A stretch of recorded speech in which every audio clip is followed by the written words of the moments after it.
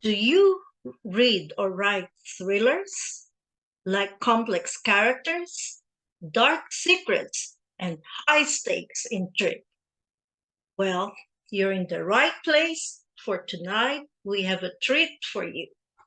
Award winning author Adele Royce, who will discuss her latest book, Summer's Blood, a contemporary thriller that delves into the secrets hidden in the shadows and explores the darkness of the criminal underworld. Ladies and gentlemen, welcome to the July edition of the Author Showcase series for 2024. My name is Evelyn Benson, chair and producer of this program of the South Florida Writers Association, a nonprofit organization whose mission is to promote literary arts and support writers. I am thrilled to introduce our featured author, Adele Royce. Does her name sound familiar? Well, that's because she was featured in July 2021 discussing her three books, Camera Ready, Princess Smile, and For Position Only. Adele Royce holds a Bachelor of Arts in English from the Arizona State University, where she graduated magna cum laude. An advertising and public relations executive, Adele spent most of her career on the Las Vegas Strip, an experience that gave color to her novel, Summer's Blood, which is book one of her new Neon Diaries series. She is already working on the sequel to Summer's Blood, as well as Deadly Sins, a collection of short stories. She owns a marketing consulting firm in San Diego, California, where she resides with her husband, Marty, and two cats. Learn more at her website, www.adeleroyce.com. Her books are available for sale at Books and Books, Amazon, Barnes and Noble, and Apple Books. So, folks, how about a warm round of applause for author Adele Royce? Good evening, everyone, and thank you to the South Florida Writers Association for having me back on the Author Showcase. I am thrilled, and it's been a few years because I was busy writing a new book.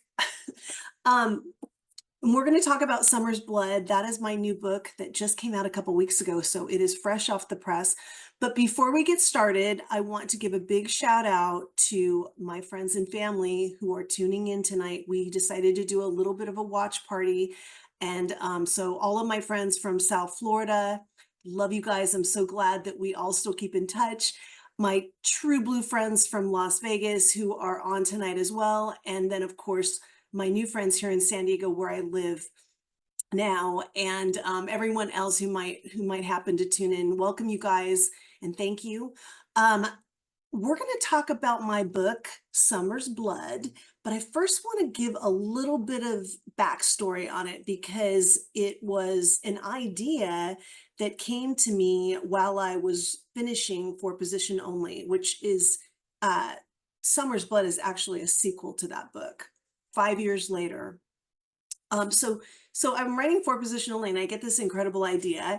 And of course, I run it by my husband because he hears all my ideas first, and he reads every page that I write before anyone else does.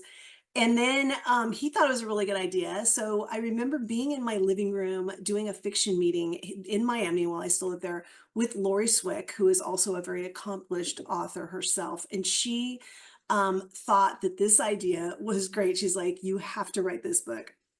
And so here it is. It took me 5 years, and that's a long time, I know, but there are authors who take much longer even than that. But I switched genres.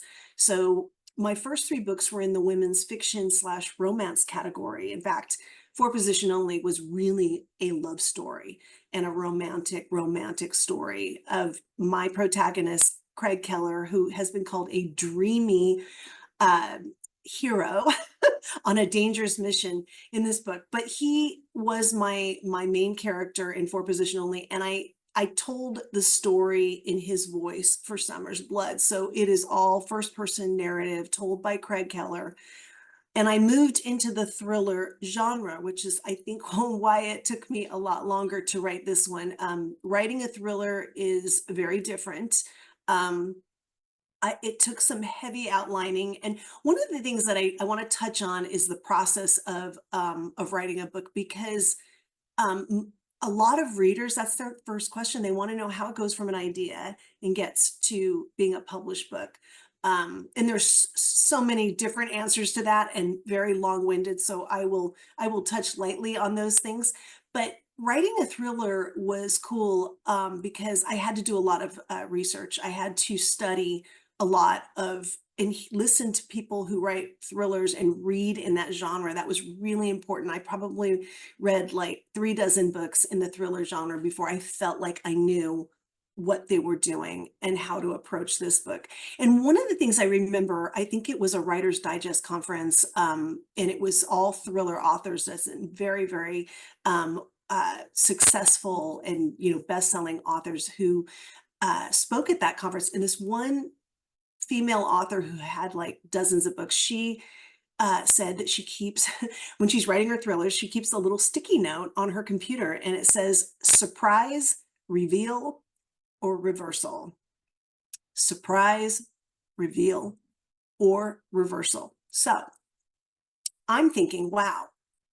And she wants to make sure that happens in every chapter, at least one of those words.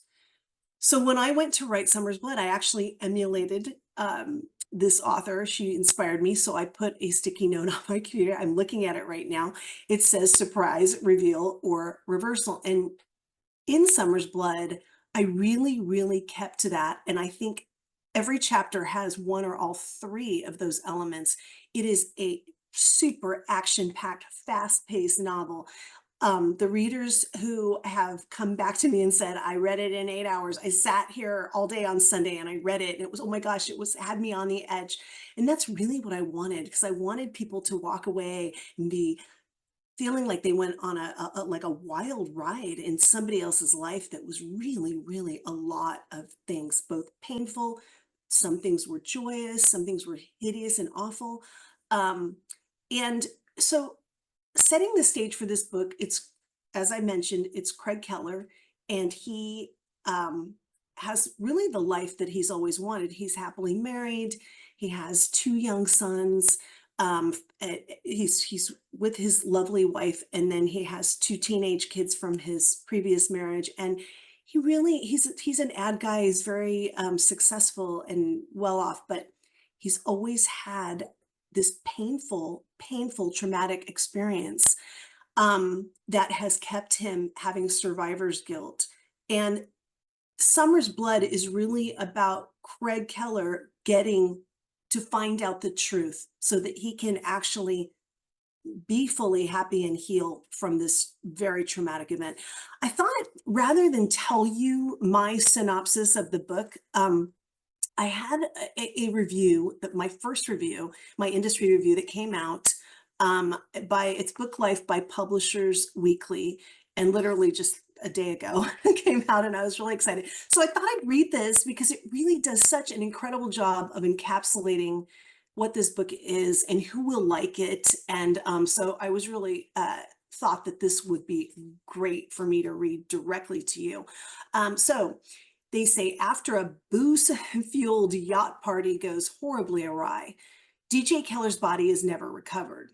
His younger brother, Craig, plagued with the pressures of being the heir apparent in an ultra-wealthy family, is forever traumatized by his older brother's absence. Despite being handsome and intelligent, Craig believes himself inadequate to fill DJ's shoes, driving him into a desperate hunt for perfectionism. When their father suddenly dies, Craig is sure he sees DJ at the funeral. Despite pursuit, the stranger evades him until the following week, when he crops back up unexpectedly as Hendrik, the son of casino owner and family friend Luke Van Ness. Royce crafts a wonderfully visceral mystery that teems with grotesque and vivid characterizations. Grounded by Craig's mature point of view, characters, many of whom appear in Royce's earlier series, Truth, Lies, and Love in Advertising, are summarized briskly and efficiently, allowing readers to breezily follow the action. And that action rolls in at breakneck speed from the start. As Craig closes in on answers to the mysteries from his past, he's shocked to discover pieces of his former life cropping back up in a mobster-driven, vengeance-seeking spree of dark secrets, hidden identities, and bloody, action-packed fights. Whew. Royce capably wends through a family tree of mistruths, mirroring Craig's past life before his transformation into a loving family man against that of his family's current chaos. Ever mindful of his duty and full of love for his family, Craig willfully chases whatever he must to free himself and his loved ones from their terrifying mess. The lengths he's willing to go to are soon plumbed to the max as he finds himself face to face with a gritty wonderland with all manner of filth, danger, and madness. Readers who appreciate relatable characters and gritty action will be entertained.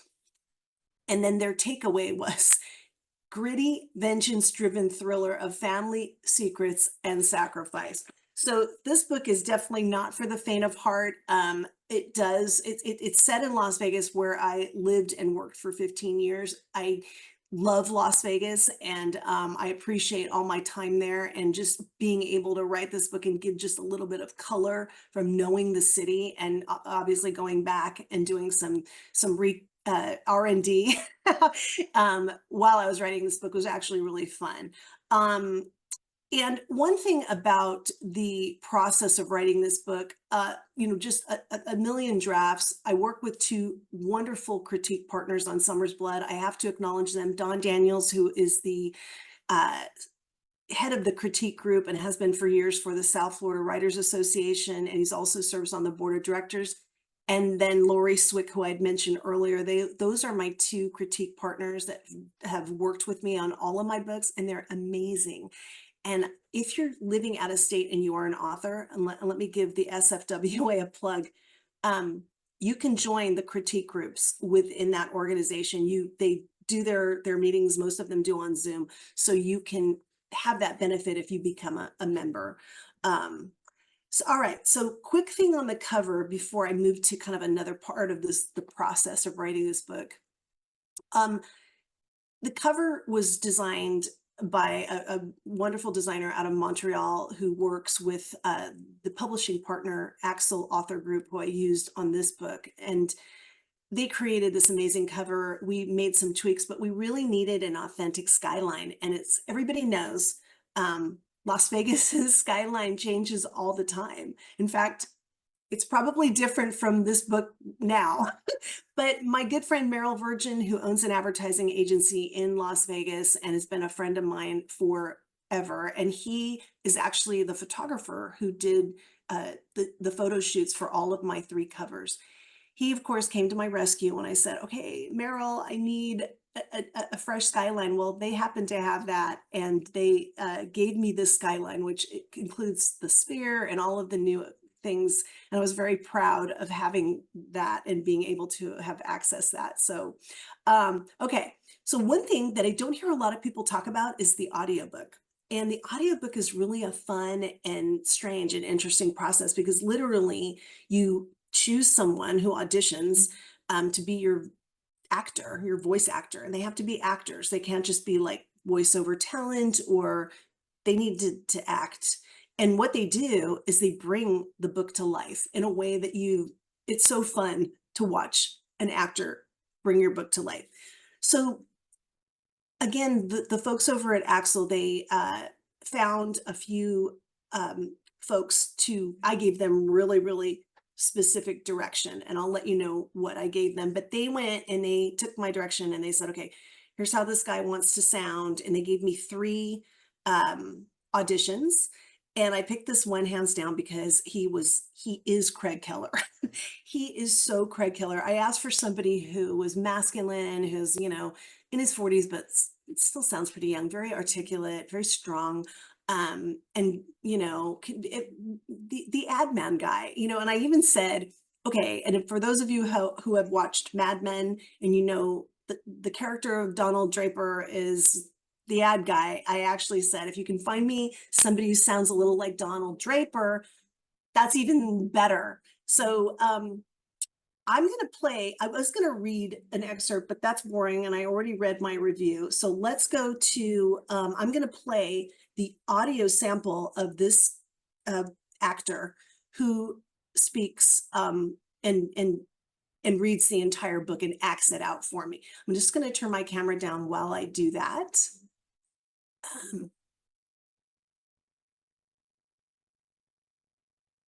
Chapter 1, October 7th, 2025, sometime after midnight, Craig Axel Keller.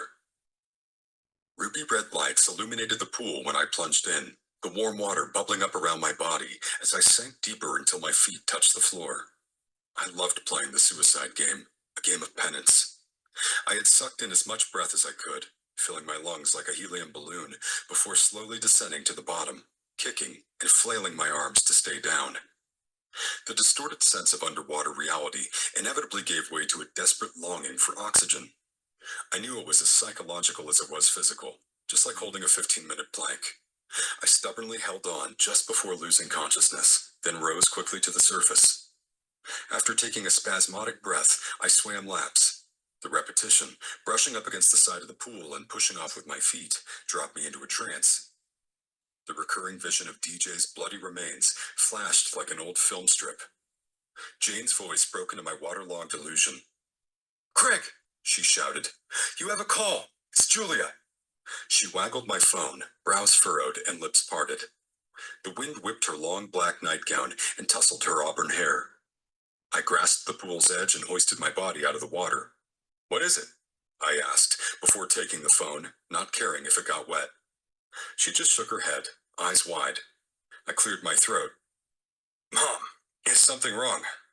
My voice was hoarse, and I tried to sweep remnants of the depressing swim spell from my mind. It was not like Julia to call me late at night. "Craig," she started, tears in her voice. I glanced at Jane, who was now holding a towel, eyeing me with concern. She wrapped the towel around my waist and fastened it on one side. Pool water seeped down my thighs. "What happened?" I asked, dreading her response. "It's Dawn. He had a stroke." "What? A stroke?" My knees melted, and I sunk slowly onto the cold, hard pool deck. "Is he okay?" "No, Craig. He went to bed early, and around midnight I found him. He stopped breathing." Her words were so garbled I could barely understand her. It sounded like she put the phone down. I heard huge, muffled sobs in the background. "Mom, please. Is he alive?" My heart raced, and my head and ears vibrated. I heard her fumbling for the phone. "Mom, can you hear me? I need to know what happened." "Craig, he didn't make it. He passed away." I could no longer feel my body. My hands were shaking. I cleared my throat. "We'll get there as soon as possible." "Please, hurry," she pleaded before hanging up.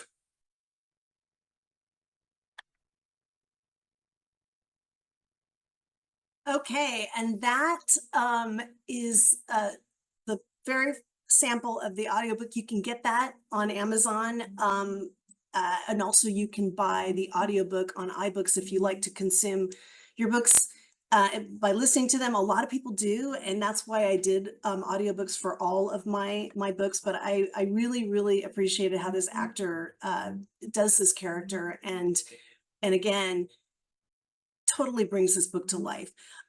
So a couple more things, and then just if you want to reach out to me or you want to find my books, you can always get them on AdeleRoyce.com. That's my website. There's a lot of fun stuff on there, including um, you know, summaries of the other books and things that other people have said. You can go and look at all the characters and have their little bios there. So it's a very fun website.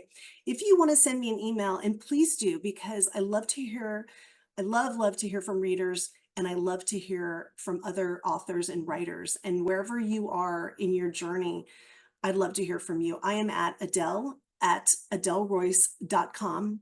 And I'm also on several social media channels. So even if you want to get rid of me, you'll have a hard time.